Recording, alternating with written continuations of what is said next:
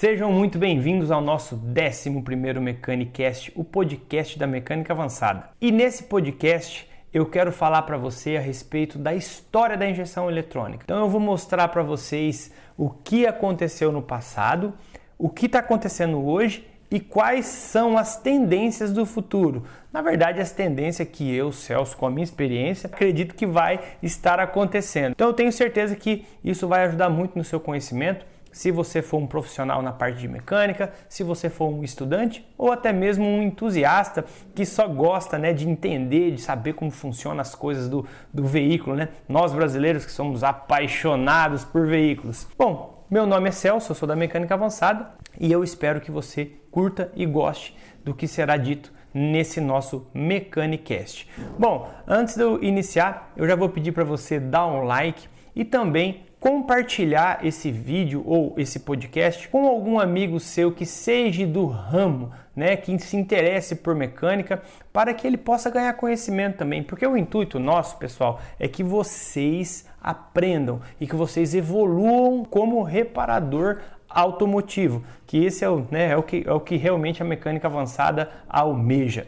Mas vamos lá. Pessoal, a injeção eletrônica ela existe desde a década de 70.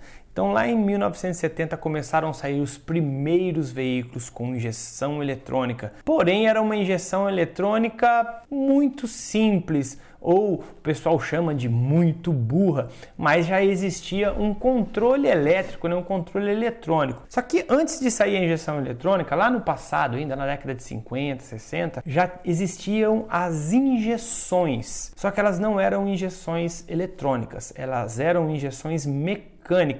Acredite se quiser, essa mesma injeção mecânica que começou lá em 1960, essa injeção mecânica, na verdade 50, 60, essa injeção mecânica é a injeção que até esses anos atrás que saíam nos aviões e helicópteros, pessoal, você acredita? Injeções mecânicas. Então essas injeções mecânicas elas funcionavam muito bem, só que elas não tinham aquele controle que tem uma injeção eletrônica. Ah, Celso, mas o que é injeção eletrônica? O que é a injeção de combustível? Pessoal, antes de existir a injeção, tanto mecânica quanto eletrônica, nós tínhamos o carburador. E o carburador é um sistema 100% mecânico que trabalha com o arraste da própria aspiração do motor de oxigênio, aí já arrasta junto com o combustível. Tudo feito precariamente, não conseguia ter uma queima perfeita, ou mais próximo da perfeição, utilizando um carburador.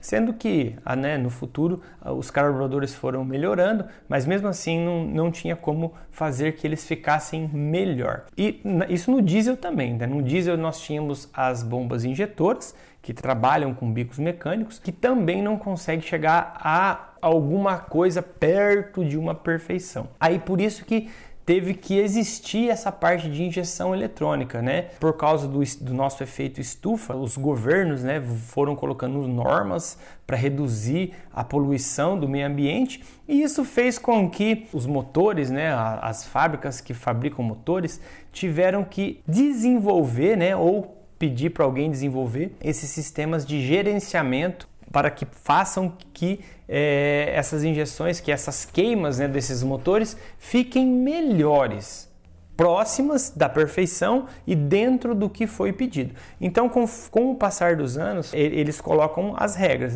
até tal ano tem que sair um tanto lá de poluição. Aí as fábricas vão lá e arrumam e melhoram a injeção. E isso foi acontecendo gradativamente até hoje. Então, quanto mais novo o carro mais tecnológico, e mais perfeita é a injeção. Tanto é que na parte do diesel, eles colocaram um nome, Euro 1, Euro 2, Euro 3, Euro 4. Hoje nós estamos na Euro 6. E inclusive, eu até fiz um podcast com um amigo Fabiano e nós falamos a respeito do sistema de pós-tratamento que tem hoje nas caminhonetes.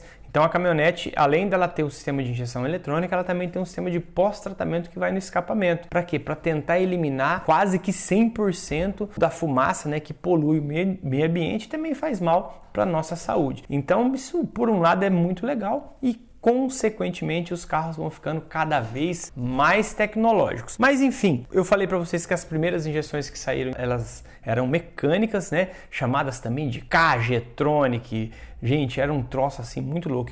Eu acabei mexendo com algumas coisas dessas assim, com umas injeções dessas, que é a mesma injeção que vai nos aviões, né, que eu falei para vocês. E assim, um sistema muito simples de se consertar, muito parecido com carburador, porém a parte de injeção de combustível, existia um bico injetor que ia lá no cilindro, lá perto da vela. Conforme chegava no momento da injeção, existia uma alavanca que acionava conforme a aspiração do motor, e essa alavanca permitia que o combustível que fosse enviado para o bico injetor. E aí existia uma bomba também, né, uma bomba forte, e quando injetava esse combustível, existia uma pressão lá no bico injetor, que daí, chegando àquela pressão um pouquinho maior que aquilo, ele abria, muito parecido com a injeção de bomba injetora, né, que vamos supor assim, a bomba injetora chega a 100 bar de pressão, o bico não abre. Quando chega a 120, aí ele já abre, já funciona. Não é esses números, tá? Eu só tô falando um número só para vocês entenderem como que funciona. E na injeção mecânica funcionava dessa forma também. E como eu disse, eu acabei mexendo em alguns carros desses.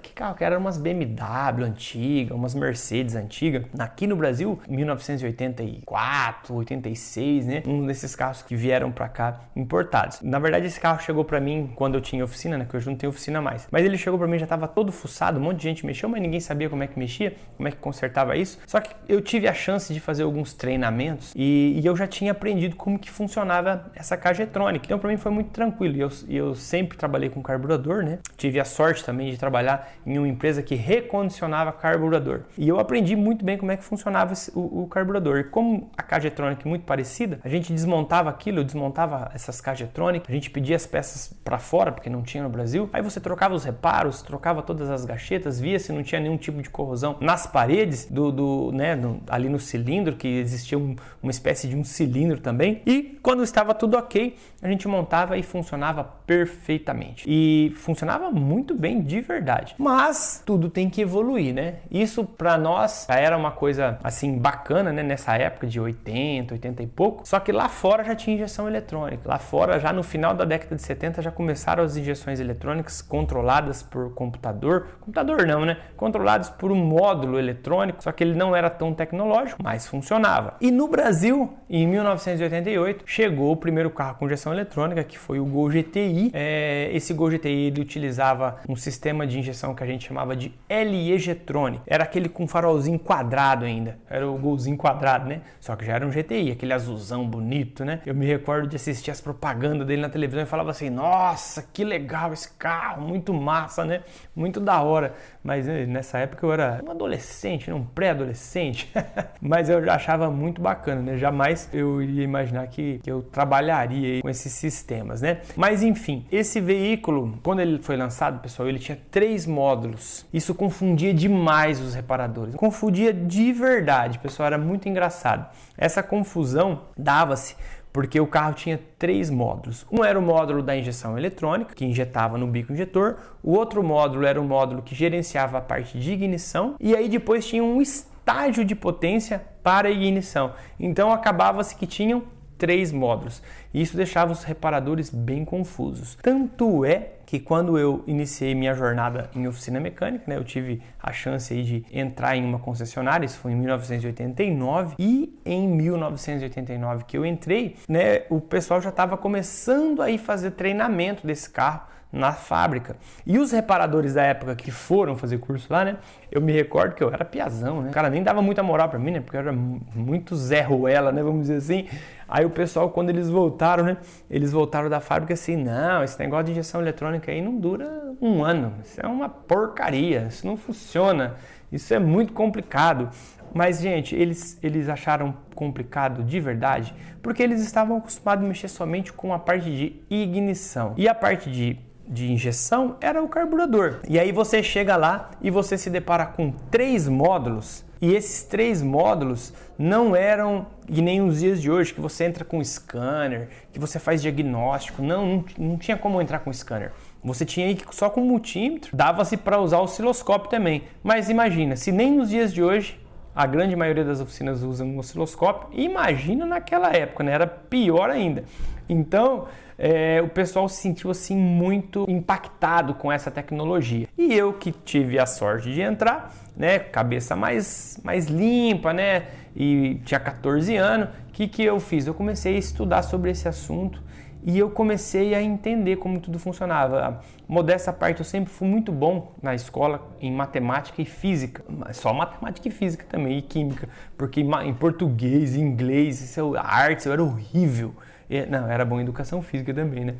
Então sempre fui um pouco melhor na parte de exatas. Então isso me proporcionou com que eu me identificasse muito facilmente com essa parte de injeção eletrônica. Eu comecei a estudar, a entender como é que tudo funcionava e entendi o contexto do negócio.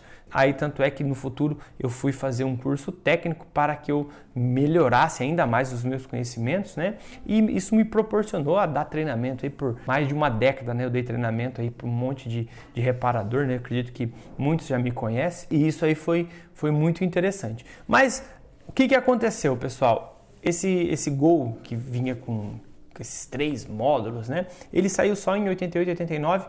Quando chegou em 90, já melhoraram essa injeção eletrônica, tá? E já colocaram, aí deixaram só 2 módulos. Na verdade, incorporaram um no outro, né? E isso já ficou mais interessante. A parte de diagnóstico, gente, ela era somente com multímetro e existia também, só para a parte de ignição, um código de piscada, mas os códigos de piscada era só para a ignição. Então ele não te dava muito norte. Realmente você tinha que fazer teste ali pontual, com multímetro, com caneta de polaridade, né? Então o pessoal, e diagrama elétrico, né? Tinha que ter muito diagrama elétrico. Então o pessoal que era mais antigo, realmente eles não conseguiam acompanhar. E eu e mais uma galera lá que estava iniciando foi muito bom. Nas outras marcas saíram também, né? Mas o primeiro foi o Gol. Mas saiu o Escort XR3, saiu o Cadete GSI, tinha até um Monza Emerson Fittipaldi, né? Que ele saiu em 89 só que esse Monza ele só tinha a parte da injeção que era controlada eletronicamente. A parte da ignição era a mesma do carburador, mas era legal. Mas depois nos Monzas melhores, né, que eram os mais novos, que já era aquele mais bicudinho, aí ele já vinha com a parte de ignição também monitorada. Aí melhoraram-se as coisas. Então, as 4 montadoras que na época, né, tinha também, esqueci de falar da Ford, né, mas tinha o Versalhes, né, cada coisa velha, Royale, também utilizavam essa injeção. Então, essa injeção era uma injeção da Bosch e todas as montadoras utilizaram ela. Então, foi muito massa. Depois surgiram as injeções que a gente já conseguia fazer alguma coisa. Que injeção que era essa? Eram as injeções FIC Ford e também as primeiras SPI da Magnete Marelli. E essas injeções já permitiam você entrar com um scanner, ver um código de falha. No caso da Magnete Marelli, você conseguia ver parâmetro, conseguia fazer nada, mas você conseguia enxergar algumas coisas. E isso começou uma revolução dentro das oficinas, porque daí o pessoal começou a comprar scanner, começou a entender como que as coisas funcionavam e começou uma corrida atrás de informação técnica. Isso foi bem revolucionário para a época, foi bem interessante. Aí as injeções já permitiam que você fizesse mais diagnósticos, elas começaram a permitir que você fizesse alguns tipos de ajustes. Isso aí fez com que o mecânico começasse a entender e falar, nossa, eu consigo fazer alguns ajustes finos também na parte do scanner, né? Então começou a ficar mais interessante. Nesses primeiros carros também, gente, a parte de diagnóstico que você já passava o aparelho, só que cada montadora utilizava um tipo de conector diagnóstico. Isso aí era muito complicado. Imagina, você ia lá num carro, era um conector, lá no outro era outro conector, era outro, era no conector. Era muito chato. E quando chegou em 1998, se não me engano, 99, criaram uma norma, né, que é a norma OBD, onde você tinha que utilizar somente o conector de 16 pino, né, o que a gente chama da tomada OBD2. Aí já melhorou principalmente para o pessoal que fabrica scanner, porque até então era um monte de conectorzinho e isso acontece nas motos até Não, as motos até alguns anos atrás, não estou falando coisa de 3 anos aí para trás, também era uma bagunça. Agora que colocaram uma norma também que vai usar um modelo só de conector. Caminhão também é uma festa. Tem um monte de tipo de conector até hoje também. Iniciaram esse projeto, falar bem a verdade para vocês, eu não sei se hoje é regra para todos, né? Mas eu sei que existem um monte de conectores para caminhões com injeção eletrônica e também máquinas agrícolas, máquinas fora de estrada, entre outras coisas. E já depois de 2000, que já unificou tudo,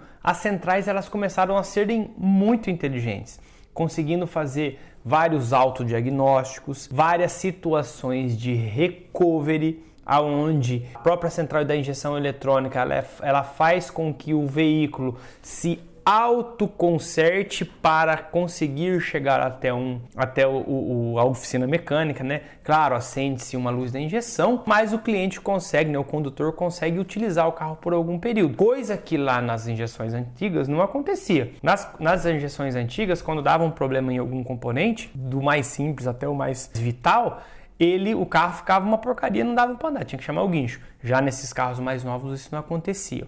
Então surgiram-se várias estratégias, surgiram os carros flex, onde você podia colocar 2 tipos de combustível, isso tudo devido ao gerenciamento eletrônico. Então existe um módulo eletrônico, né, que a gente chama de ECU, né, Unidade de Controle Eletrônica, que faz todo esse gerenciamento, esse cálculo para que o motor funcione perfeitamente, ou pelo menos próximo à perfeição, né? Então é um gerenciamento eletrônico. E essa injeção eletrônica, pessoal, nada mais é do que de um monte de sensor enviando informação para esse módulo e esse módulo enviando informação para os atuadores. Então, sensor entrando com informação, módulo observando o que está acontecendo e executando, tá? Como se fosse o nosso corpo, nossa mente, né? Nossa cabeça. Nós temos o quê? Nós temos os nossos sentidos, aonde a gente entende o que está acontecendo, o nosso módulo, né? A nossa ECU, que é a nossa cabeça. Ela calcula as informações e manda os nossos atuadores executarem, né? Andar, correr, falar, né? Entre outras coisas, tá? Então é muito parecido com o corpo humano, mas vai ter um podcast falando de ECU, aí eu vou falar um pouco mais a respeito disso. E também, gente, quanto mais novo os carros estão ficando, quanto mais tecnológico, mais monitorados eles estão ficando, mais assistidos. Então, hoje em dia nós temos vários sensores, então não é só um sensor de temperatura da água, tem 2, tem um que vai no motor, o outro que vai no radiador. Sensor de temperatura da água, tem um na entrada da admissão, o outro lá perto do coletor. Então, cada vez mais tecnológico. Para quê? Para ter uma assistência melhor e um controle cada vez melhor da parte de injeção eletrônica, para que o motor fique quase que perfeito na sua queima. E também com essa evolução surgiram junto a isso várias arquiteturas de comunicação, ou seja, comunicação de dados nos veículos, que a gente chama de rede CAN, rede LIN, rede BSS, entre outras. Mas é a rede CAN que é a mais rápida, que é a rede que conversa com dados também, dados que se transferem muito rapidamente. Essa rede CAN já é muito legal, tá? Funciona muito bem na parte de comunicação de veículos, né? Porque os carros eles têm vários módulos hoje e aí eles fazem toda essa comunicação. Nos dias de hoje temos também um sistema mais rápido que a rede CAN, que é a rede CAN-FD, né? Então a CAN-FD já é um sistema mais rápido, aonde que para você conectar o scanner, você tem que ter um adaptador ou o seu equipamento tem que estar preparado para isso, tá? Preparado para que você possa ler, porque a rede CAN ela trabalha numa velocidade e a rede CAN-FD, essa velocidade pode chegar até 10 vezes mais que a velocidade da rede CAN. Aí o scanner não lê, aí tem que ter esse adaptador para que você possa conseguir enxergar o que está acontecendo. Ah, Celso, mas por que isso acontece? Gente, isso acontece porque a tecnologia está aí. Então, cada vez mais tecnológico, cada vez mais rápido estão ficando as comunicações dos veículos. Tanto é, gente, que isso permite com que exista hoje, né, até carros semi-autônomos, aonde ele consegue se guiar sozinho, ter controle de faixa. São vários sistemas que faz com que proporcione aí esse tipo de condução, mas isso acontece por causa de quê? Por causa das comunicações entre os módulos. Então essa comunicação ela tem que ser muito rápida. É muito parecido com a comunicação que a gente tem na nossa internet. Isso acontece dentro do carro também, numa velocidade altíssima. E já puxando um gancho, o que eles tiveram que colocar, pessoal? Como existe hoje uma condução semi-autônoma e também na parte de freio, que o carro pode frear sozinho, entre outras coisas, começou a existir alguma espécie de ataque de hacker. E para não ter ataque de hacker, as montadoras, não é todas que estão usando ainda, mas eu acredito que todas vão usar. Elas estão colocando sistemas de bloqueio de atuação. Ou seja, o pessoal entra com o scanner hoje, nos carros que tem esse tipo de bloqueio, e ele consegue ler código de falha, leitura, mas ele não consegue fazer nenhum tipo de atuação. Por quê? Porque tem um sistema que bloqueia, com medo de ataque de hacker. Então isso é bacana. Aí nós, que precisamos fazer o diagnóstico, a gente tem que ter algumas ferramentas para que isso aconteça. Então hoje o pessoal usa alguns cabos que você consegue driblar esse bloqueio, Você vai lá no módulo bloqueador e você coloca esse cabo, que a gente chama também de Security Gateway, e você coloca esse cabinho do Security Gateway e você consegue ler. Só que nos carros mais novos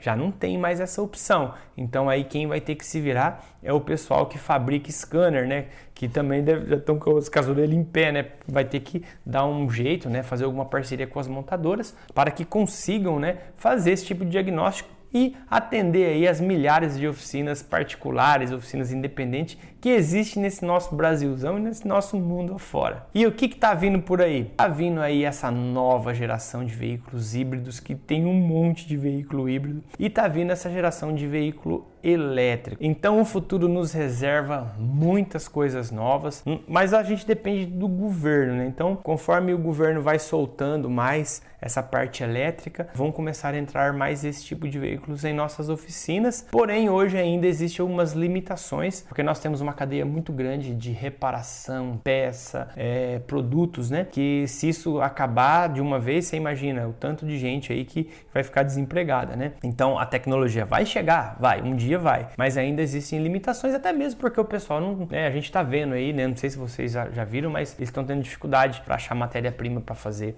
bateria, matéria-prima para fazer motor, porque são vendidos, quantos centenas de milhares de veículos por mês e por ano aí nesse mundão nosso afora. Mas nós sabemos também que existem várias fábricas já que desenvolveram vários modelos de baterias que funcionam bem, e eles estão fazendo com que isso fique uma coisa normal. Então eu creio que nos próximos 10 anos, 15 anos aí, nós vamos ter muitos carros elétricos, principalmente, rodando aí no nosso Brasil aí, principalmente pelo mundo afora. Então, pessoal, esse foi o nosso 11º Mecanicast, onde eu contei um pouquinho para vocês da história da injeção eletrônica, e eu espero que isso tenha ajudado vocês a entender e compreender um pouco mais sobre as coisas, sobre a parte de injeção eletrônica, a parte de eletrônica embarcada de veículos. Beleza, pessoal? Até a próxima!